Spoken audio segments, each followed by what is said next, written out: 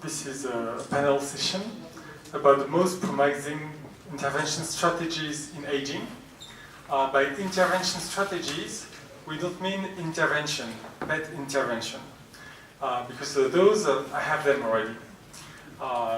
So in the first night, the night yesterday evening, I've circulated a little piece of paper, so we've had a beer before, so that may excuse things. And so I know that some of them think that, for example, just testing in mice is stupid, sorry. And the other one thinks that we should make some genetic engineering. So it doesn't say, but maybe that's in people. So we see that we have various views. Everyone has a specific pet intervention. And so here we're going to discuss about strategies.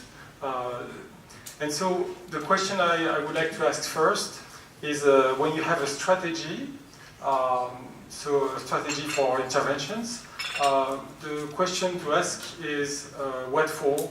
So where to test it, if it's in mice, in people, for research, for application, for everyday life. So that's my first question to everyone. You got the microphone for anyone first? You first.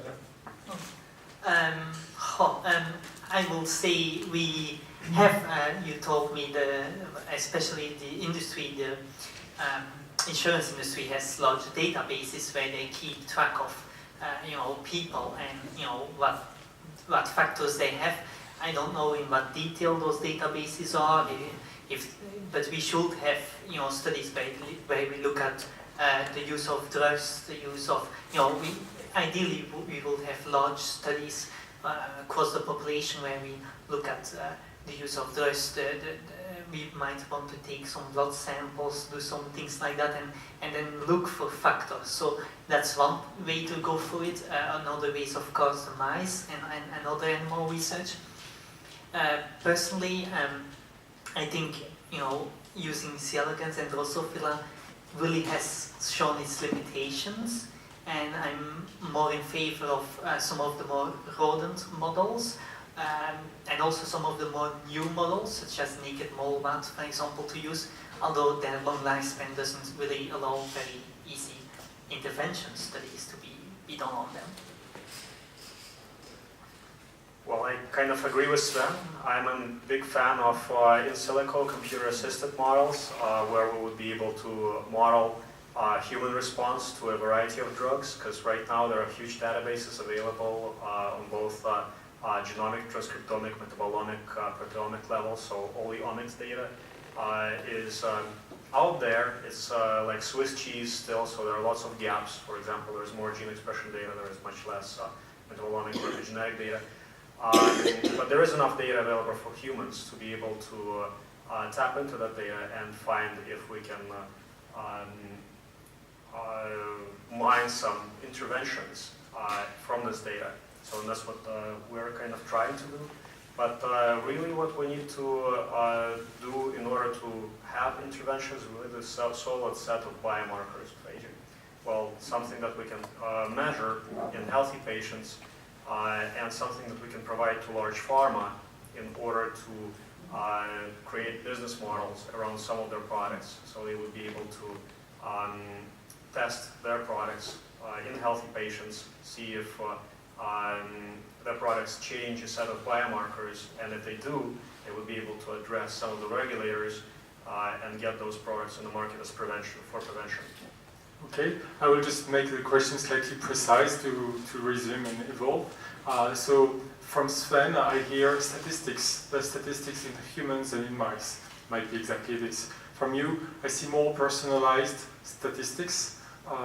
So right now we are still in the statistics, well, in terms of applications or in terms of how to find the results, right? I agree, so statistics, right? Okay, so let's stay at such a very high level, just to start having an overview. Yeah, I was tipsy when I wrote that, and I said that research in mice is stupid. Obviously, I don't mean to be offensive. I think there's an inherent contradiction in asking how do you test anti-aging technologies, should you test them in mice or in silico? Because how are you even supposed to know that something is a candidate without having the information in the first place? And I agree with both what's been said so far about relying on databases and in silico medicine to, in the first place, know how you're supposed to approach it. And even though these databases, I mean, you said they're huge, I think they can definitely be even huger. And with regards to comparing sort of results obtained on mice versus humans, even amongst humans, there are differences when it comes to what drugs work best for different cancer patients. And so when you have those differences amongst humans themselves, they have to be tested before you can optimize treatment for each person. When you look back to mice, you realize that actually the resolution is much, much lower. And I think as proof of principle, it may be justifiable to do some elegant experiments in mice just to be able to say, yes, you can do this in humans. But when it comes to really complicated, very sensitive quantitative experiments, it becomes more difficult to actually be confident about the data in the first place, and then you end up having to test it on humans anyway. And of course, you do get some negative side effects when you get to that point, where you might as well have just gone straight to it in the first place, and the same damage would have been done nonetheless. Okay, so I agree with most of what you said before. The only thing I would add, so first I guess, as you pointed out, it depends on what you're testing or what you know already about what you're going to be testing. I guess I wouldn't say mice. I would say rodents have limitations. One of them, the fact that there's a lot of strain-specific effects. So ideally, you do experiments like the ITP do in more genetically heterogeneous strains. If you're trying to look for lifespan as an endpoint, you cannot do it in humans. So you'd have to use short-lived model systems, of which rodents would be better than C. elegans, at least in relevance to humans. It also depends a little bit how big of an effect you expect. If you expect this to be a rejuvenating therapy, then you don't actually need biomarkers. It's going to be so fantastic that as soon as you put people on it, it's going to have an effect. So it also depends on what the expected outcome is going to be, and based on that you decide on particular endpoints, and then you decide on what exactly you're going to test. Yeah, I think the main thing I would add to what's been said so far is that we really absolutely need to focus on late onset interventions. We need to do testing on older animals. And I think if we do that, then a couple of things become simpler, in addition to the obvious fact that we eventually want things that will work on older people.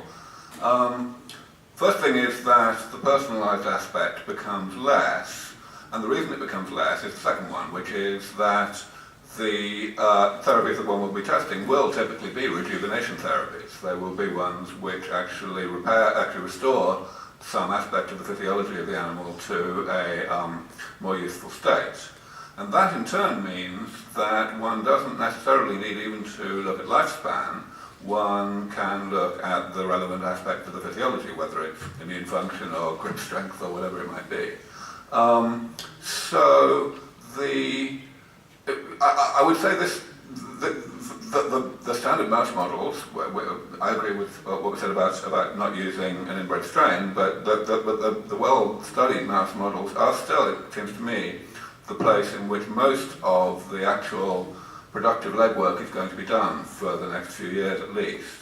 I think that is borne out by one thing I mentioned yesterday, the fact that even very preliminary results in mice, if they show bona fide functional rejuvenation in older animals, are very interesting now, even to the commercial sector, which certainly is an essential step in the eventual delivery of drugs that really work for you and me.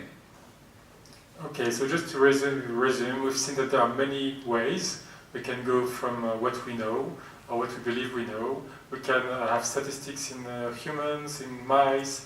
We can base things on genetic analysis, and we can test bigger things in mice. So now I'd like to change a little the axis just to dig the space with time. So here we're focusing about the most promising intervention strategies in aging. What do we think we can achieve the best, the most promising intervention strategies along with time? Just to give an example, one may think that gene therapy is going to have big effects because genes are the way the body functions to some large extent, and we need to play with the right buttons on the genes, but perhaps it's not today for humans. So in terms of scale in time, what do you think are the most interesting strategies for interventions? Well, a couple of years ago, I would probably have said that the short-term, near-term things that we need to be looking at are pretty much the same things we have been looking at, geroprotected drugs and so on, simply because nothing really useful is going to come along. But increasingly I'm thinking that, at least in terms of demonstrating bona fide rejuvenation in model organisms, and perhaps even in the clinic, we may be only a few years away from doing things that looked much further away not long ago. I mean, of course, we all know about CRISPR, the advances that have been made lately in gene editing, in improving the safety and efficacy of manipulation of the genome in vivo as well as in the dish. And I believe that that's really completely changed the landscape for the time frame of a lot of the interventions that we're going to need if we want to make a real difference to the health of old age. Thanks. I agree in the sense that, what we have, geroprotected drugs, they've been covered extensively throughout yesterday and today. The effects are relatively limited.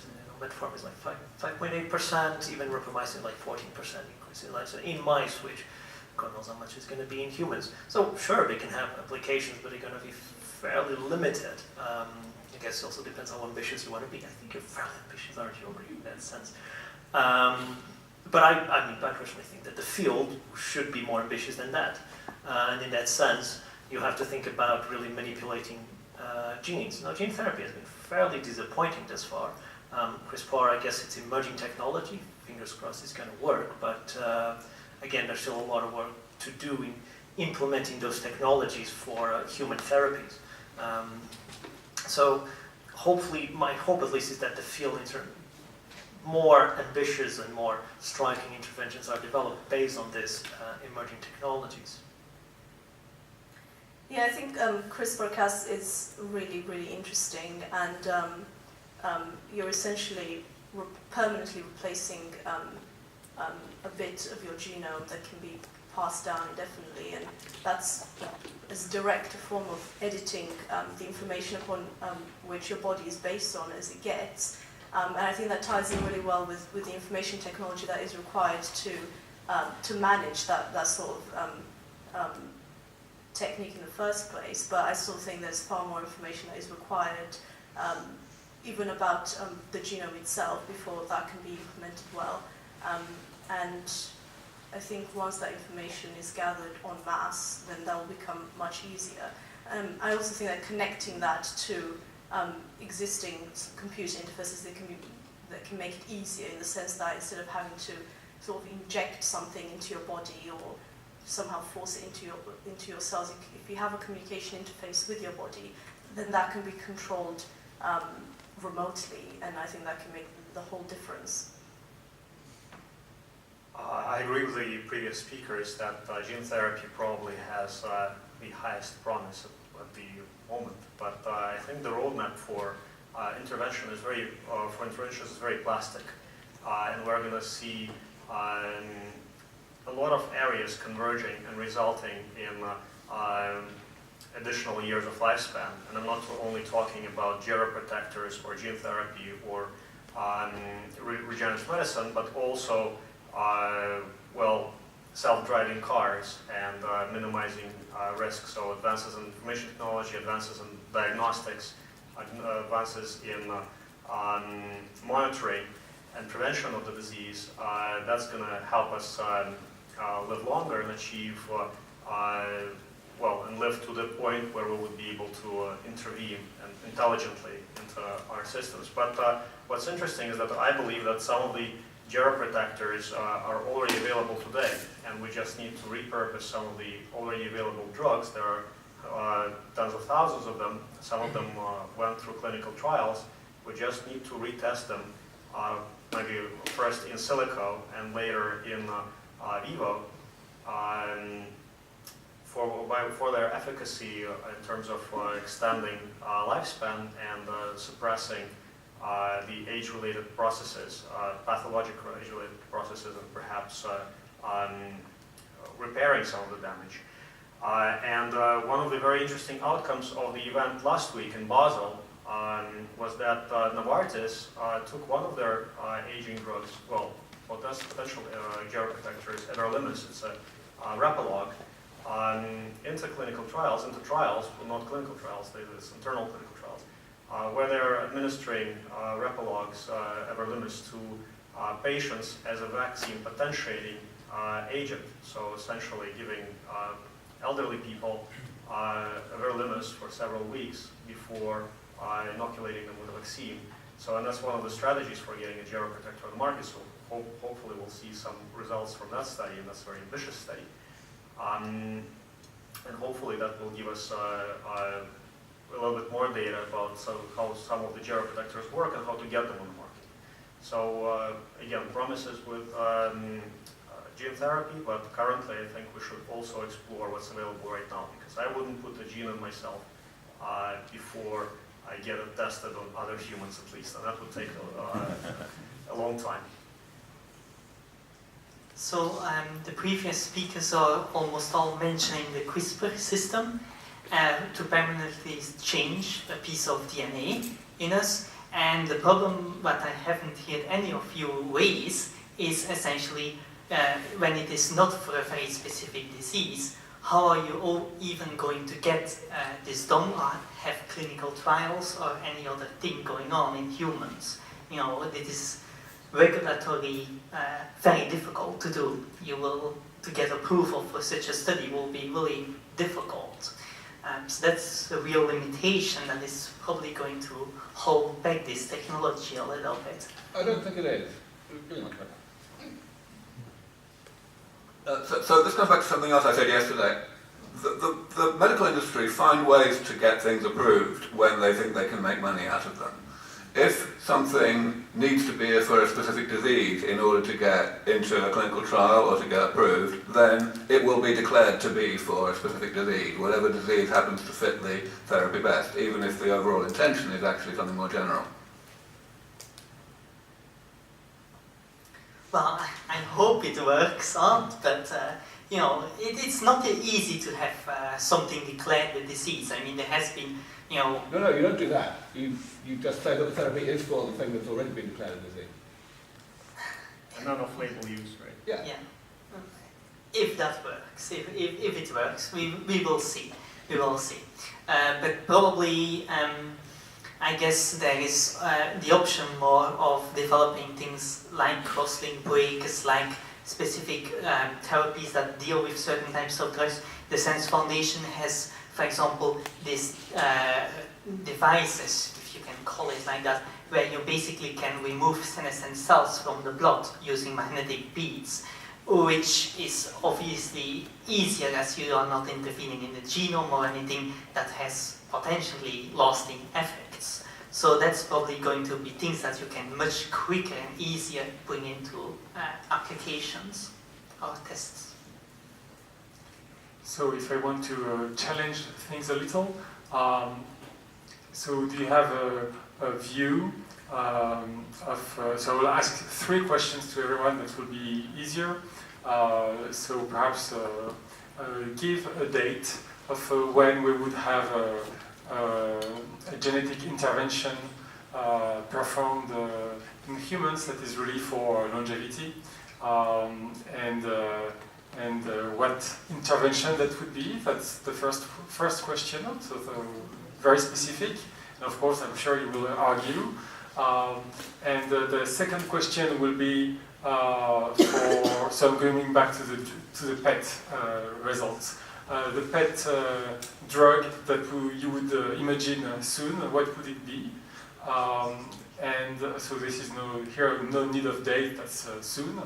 And then the non-genetic, non-drug intervention that you think is most promising, except out of this. So it's a bit a complex question. It's 3 questions, but it's in order to have a bit of things to discuss. Okay, I'm being given the hard task of coming up with a date when a genetic intervention specifically against aging will be tested in humans, which is really hard to put a date on. I honestly have a very difficult period putting any number on that. Let's say maybe in the next 20 years, specifically against aging. That is not like, where you use against some, you say it's a disease, and so, 20 years I think is optimistic. You will have to change, the whole concept that we can also treat aging itself, right? That is a target for intervention. So, 20 years I think is an optimistic thing. I said for longevity, to live longer, yes. Yes, well that's, to extend lifespan, yes. What will that be? What target? Well, you of course have targets within the insulin IGF-1 pathway, which are the classical ones, which have most of the evidence behind them. So, which will be an obvious one to go after. You have FOXO3A, which already has been shown in human supercentenarians to be increased. So, that will obviously be one of the obvious ones to go after, as there is the best evidence for it. Oh yes, I need to do the other questions. The second question was soon, very soon. What is the big promising pet intervention in terms of drug that you would see come for real? Well, I see that a lot of people, myself included, are already taking metformin, so I guess this is already breaking through. The last question was, except from genetics and drugs, what is a very key intervention? A key intervention? Well, I guess I already mentioned the device to remove senescent cells. That will be one thing that is actually already done in mice, so it seems to work. I don't know to what extent it has been shown to have beneficial effects. Aubrey can certainly expand on that. Thank you. I agree that probably the gene therapy that's going to be targeting longevity, that's within the next 20 years, maybe sooner, hopefully sooner. If I were to select a target that I would try, I would look at myostatins and maybe the ACT2 pathway, so things that lead to, anti-sarcopenia vaccines that also lead to, the Belgian blue phenotype. You've seen the Belgian blue phenotype, right? Oh, and bulls, it's bulls without fat, lots of muscle. So if I were to intervene, I would really like to start from there. As a matter of fact, some of the large pharma do have some of the myostatin inhibitors and ACT2 receptor inhibitors as well on the whole pathway. So that's something that I would experiment with, and I think that once bodybuilders get a hold of that, and we see some longevity effects, that might be sooner than later. In terms of the major intervention of choice that is not a drug at the same time and not a gene therapy, how many of you are aware of the deuterated, isotopically fortified organic compounds? That's the work of Misha Shipinov, which has been commercialized in a company called Retrotope. So what they do is essentially they take an organic compound that gets oxidized really quickly and leads to deleterious effects. So like, for example, lysine, or you take linoleic acid. And you can fortify the double bond in some of the polyunsaturated fatty acids just by substituting one of the hydrogens on one of the ends of the double bond with deuterium. And it's much more difficult to get into the transconfiguration or break the bond.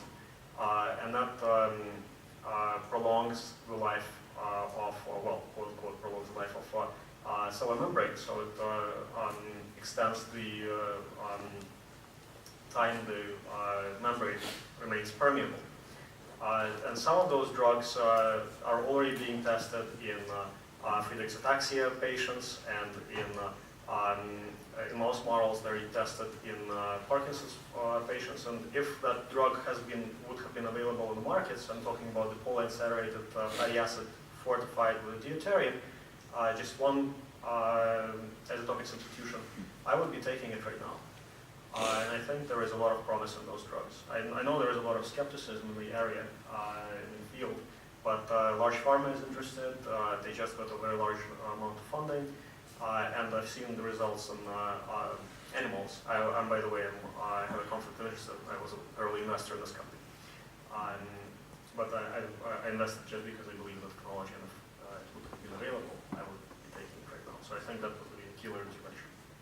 Instead of scavenging reactive oxygen species, you would be protecting the oxidized organic compounds. May I ask, I think you provided before, you said regenerative medicine with organs, I think you said. So, or maybe if you want to give one example of non-genetic, non-drug intervention. Well, that would be regenerative medicine, yes. So maybe induce pluripotent stem cells gaining therapeutic potential. Do I have to still give a date? Yes, that's the most interesting question. What is the date? What is the date for? So, good question. The date is for when people, not necessarily many, will take a gene therapy in the goal to live longer and healthy. So specifically gene therapy? Yes. I don't think it would be marketed as the gene that makes you live longer. But if it were just something quite that people could view as something every day, that maintains their body rather than sort of makes them live longer, because obviously it couldn't guarantee that itself. People sort of already do things in the way of that. But for the date, for the sake of the date, does it have to be just one person, or just how many? Let's say a few persons, so let's say 5 minimum. Well, presumably they would be people in some sort of a trial then, or Let's crazy say people yes. in a garage doing their own lab. Well, okay, fine. Yes. Maybe they've already done it. That's here. Mm-hmm. Maybe they've already done it. So minus 2.5 months ago. Okay. And what about the drug? What drug? So if soon there was a drug that would make a big impact? No, I don't think so. I think just the word drug itself is too focused on disease, and obviously aging isn't a disease, so I don't see how a drug could really make a difference. I mean, it could make a big difference relative to our current life expectancy, which obviously would be a big deal, but in the big scheme of things, I don't think that there will be the drug that people will start popping like Skittles, and they'll just be, living ever. I do think it's more of a maintenance thing, like brushing your teeth twice a day. I mean, you don't really think this disease, you have bacteria growing rampantly in your mouth all the time, and fungi on your tongue. You just brush your teeth twice a day, you don't think about it, and then you have a nice feeling mouth. It's not something. It's not so disease focused. It is about every day. As the previous talk said, it's about the definition of health and well-being. So I wouldn't see it as a drug. It's just merely feeling okay and doing something to prevent an imminent disease. Like if you find out that you're going to get cancer, you're going to do something about it. But when it comes to day-to-day feeling healthy, it shouldn't really be seen as a drug. Because then your everyday state would be a disease that you're trying to prevent or treat. So I wouldn't say a drug. Okay. So like a toothbrush? Like a toothbrush, yes. A toothbrush for your extracellular matrix. and about an intervention that would not be. I'm also a fan of stem cell potential therapies because the idea is that your body degrades, and so if you know a lot of the reasons behind deterioration in the first place is because evolution didn't care, and potentially because there was a severe energy constraint. But I think now that we have so much energy capacity that we've left outside of our body for computers, for building skyscrapers, etc., we have a lot of access to energy. We haven't incorporated it into our bodies, and we still live in these bodies that are energy constrained. And I think that's obviously kind of ironic, really, that we create things that last forever, and we can do so many things. But yeah, we left our bodies in the dark age. Even though we have the energy now to fight back to what evolution can give us, because there was a problem with energy then, we can now make this energy. It's just a matter of connecting it to the body, and then it shouldn't be limited anymore. So from that point of view, making cells, making tissues, making bodies, because we have the energy to do it, we don't need to eat leaves or something to get the energy, is obviously where the stem cell therapies can come into. And if you can replace damaged parts with new parts, then that's obviously easier than trying to fix the damaged parts, much like sort of buying a new car or whatever. Another thing is the interface between the genome and proteins, in the sense that, as was mentioned before in CRISPR-Cas, you make a change in the genome and then you expect to have a different protein circulating in your body. You can also have obviously the reverse of putting a protein in that changes something about the epigenome, for example, that creates a difference as well. And having sort of protein nanostructures interacting in the body in specific ways that obviously require a lot of information to be gathered in the first place, I think would also be a good intervention on a sort of mass scale.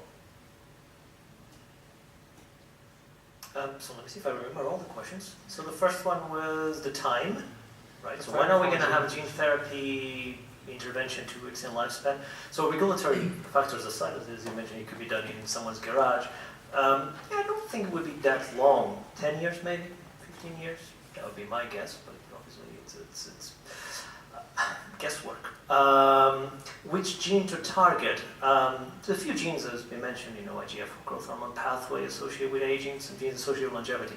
I do think for practical reasons you would go for a gene that would be expressed in specific tissues, just because, doing CRISPR, or gene therapy, it's difficult enough already in one tissue, so to do in a whole body, I think that's beyond our current technology. So you go for one tissue, and so I would guess maybe the immune system. So you would have a gene therapy for some immune system related gene, hematopoietic stem cells maybe, or the thymus, that would rejuvenate the immune system, and that would decrease inflammation and improve the immune system to increase lifespan. So that would be the rationale behind it. Whether it works, I don't know, but I can see it more feasible than trying to change a whole bunch of tissues.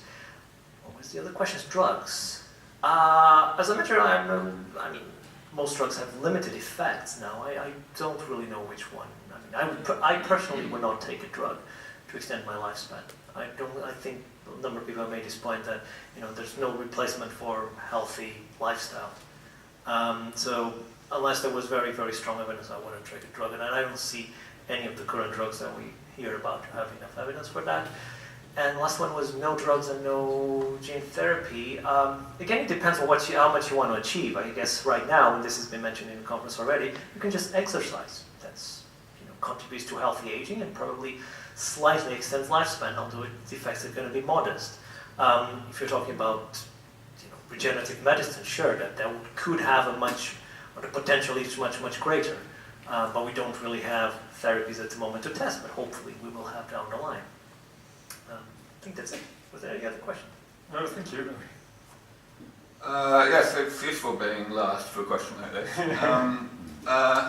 For gene therapy, if I were not going to cheat, I would say probably 10 or 15 years, and it would probably be a gene editing type therapy, probably using CRISPR or something like it. I think the most obvious thing that it would be to correct one's ApoE status, if one was ApoE4, so as to, hypothetically anyway, to postpone Alzheimer's and atherosclerosis. But I am actually going to cheat. I think it could actually be more like 6 or 8 years, because I think that the way it's going to be done is by ex vivo genetic modification of stem cells. In particular, I think I've got high hopes for a project that we are doing to address atherosclerosis specifically by incorporating a new enzyme into macrophages so that they can break down the oxidized cholesterol that currently is the major source of atherosclerosis. We've already got proof of principle in cell culture of this that was published 2 years ago now, and I think that there's a respectable chance that we'll get that going through mouse models of atherosclerosis within the next 3 to 5 years. After that, getting it into the body, I think the simplest way to do it is going to be by taking hematopoietic stem cells and modifying them, making sure we get modification right, and then doing a bone marrow transplant, because I think that only a minority of one's macrophages are going to need to be augmented in this way in order to have the relevant therapeutic effect. In terms of the drug, I am broadly speaking pessimistic. I don't really think we have very many candidates left. The only thing I would mention relates to something that came up in a couple of talks yesterday to do with transthyretin amyloidosis in the heart, which has until recently been thought to be something that really only matters in very old age, but which last year was revealed to have an enormous effect on longevity in general, especially in terms of the ability of rare protective alleles to extend longevity. If anyone's interested, I can obviously find the citation somewhere, but the study basically showed that the one particular allele of transthyretin, which appears to act as a stabilizer of the tetrameric form and thereby an inhibitor of the amyloidogenic form, of the amyloidosis. And it turns out that there are already drugs that do exactly the same thing and which are used for patients that have other mutations in transthyretin that accelerate amyloidosis. But it seems very much to me that those drugs would be likely to have the same effect as these protective alleles on normal people, and so that could be very exciting. Finally, in terms of the non-drug, I think I agree with Alex, actually. I think I would go for the deuterated fatty acids, which are extremely exciting. I've been following that work ever since its inception. I think Misha probably spoke to me about it before he spoke to anyone else about 10 years ago, and I'm delighted that it has gone forward. It's something that he published a couple of papers in Rejuvenation Research, and the company is now doing very well, so I can see that getting to the market really quite soon. Okay, thank you. For me, I think we've done the time and asked the different questions. I'm just letting a few more seconds because due to those questions I have organized a sort of order. But if you ever want to discuss once more, please let me know. I guess it's fine. Okay. And I was just thinking, maybe in the audience we have someone from the pharmaceutical company or a medical doctor, just to have a view, because we've come to quite impressive changes. We were talking about gene therapy, about things that are quite surprising, and so I was wondering if in the audience we would have one person, either a doctor or a medical doctor, or a pharmaceutical company, just to give a little view, because we are talking about the future technology, and we have to confront with the realities outside of our world, as we've just said. No? Okay. Yes? Okay. Just a comment on the potential of gene therapy. I completely agree with the comment of the last, this second last speaker, that is quite unlikely to be successful on the entire organism. So if you want to do a gene therapy to increase lifespan, I see it as very remote, not because we don't know enough about the genes, but because the problem that has made gene therapy very unsuccessful on solid tumors and solid organ is delivery. We have very poor technique of delivering genes efficiently to the cell in the organism outside the hematopoietic system. So I think I see it as a very big problem that still has to be solved, not only in aging research, but to use gene therapy practically. Thank you.